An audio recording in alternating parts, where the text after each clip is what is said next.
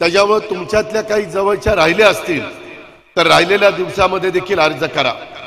आज विरोधक आमच्यावर टीका टिप्पणी करतात। पहिल्यांदा या चांगल्या योजनेची त्यांनी वेगवेगळ्या पद्धतीनं चेष्टा करण्याचा प्रयत्न केला, त्याच्यामध्ये कुठेतरी टिंगलटवाळी करण्याचा प्रयत्न केला। अरे बाबांनो, तुम्ही राज्यकर्ते म्हणून इतके वर्ष काम करत होता, तुम्हाला कुणी अडवलं होतं? तुम्ही का नाही योजना आणली? कुणी तुम्हाला थांबवलेलं होतं? त्याचं उत्तर देत नाही, फक्त काहीतरी तातुंबातून सांगितलं। परंतु आता ज्यावेळेस ही योजना लोकप्रिय झाली, मला माझ्या नागपूर मधल्या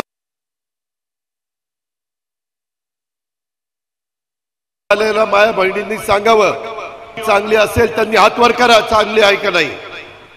सगळ्या महिला, मुख्यमंत्री महोदय, उपमुख्यमंत्री महोदय, नितीन गडकरी साहेब सगळे हात वर करतात, खाली घ्या। आज मोठ्यांना काय माहिती, आमच्या मायमाऊलींना 1,500ची किंमत, आम्ही 3,000 रुपये त्यांच्या अकाउंटला जुलै ऑगस्टचे टाकले। खुरपाडीला जाणारी महिला, माझ्या कचरा गोळा करणारी महिला, माझ्या धुणं भांडी करणारी महिला, तिथं झाडू पोतना करणारी महिला, काहींच्या घरामध्ये जाऊन स्वयंपाक करून देणारी महिला किंवा झोपडपट्टीमध्ये राहणारी महिला, तिला तिची सुख दुःख माहिती।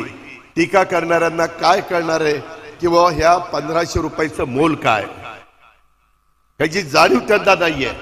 कारण सोन्याचा चमचा तोंडामध्ये घेऊन जन्माला आलेली ही लोक आज माझ्या गोरगरिबांना 2.5 लाखाच्या मध्ये आतमध्ये उत्पन्न असणाऱ्यांना आम्ही मदत करतोय, तर त्या मदतीच्या बद्दल काही ना काही चुकीचं सांगण्याचा प्रयत्न करतात। तुम्ही त्याकडे दुर्लक्ष करा। ही योजना पुढे चालू ठेवायची का नाही?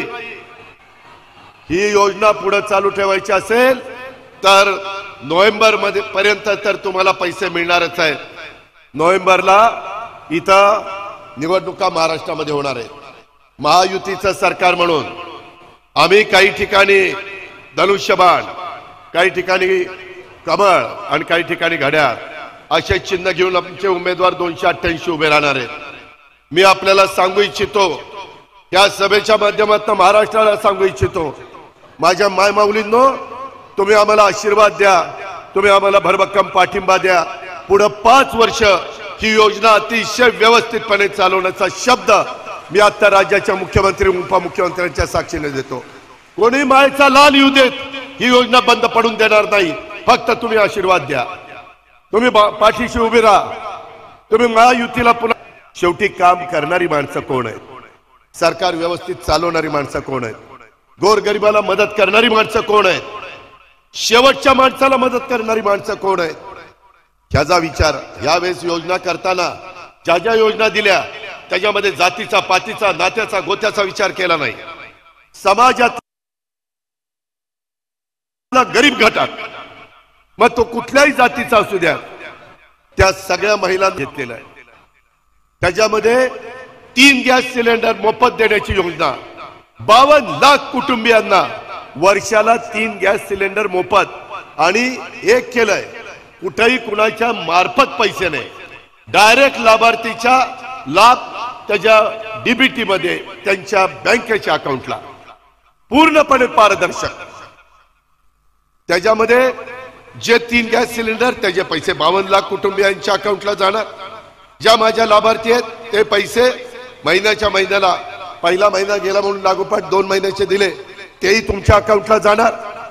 त्याच्यामध्ये ज्या मुली, बऱ्याचशा मुली म्हणायच्या की आम्हाला गोरगरिबांच्या घरी जन्माला आलो म्हणून आम्हाला तुम्ही मदत करणार नाही, आम्हाला शिकायचंय, आम्हाला डॉक्टर व्हायचंय, इंजिनियर व्हायचंय, वकील व्हायचंय, पायलट व्हायचंय, IAS व्हायचंय, IPS व्हायचंय, MPSC करायची, UPSC करायची, आम्हाला पण शिकण्याचा अधिकार आहे ना। शिवशाहू फुले आंबेडकरांच्या महाराष्ट्रामध्ये ज्यावेळेस जनता काम करत असते त्यावेळेस सगळ्यांना न्याय मिळाला पाहिजे, आणि म्हणून गोरगरिबांच्या मुलींना देखील इथून पुढे मोफत शिक्षण देण्याचा निर्णय या महायुतीच्या सरकारने घेतला। आता मुलीला विचारा, तुला आवड कशात आहे?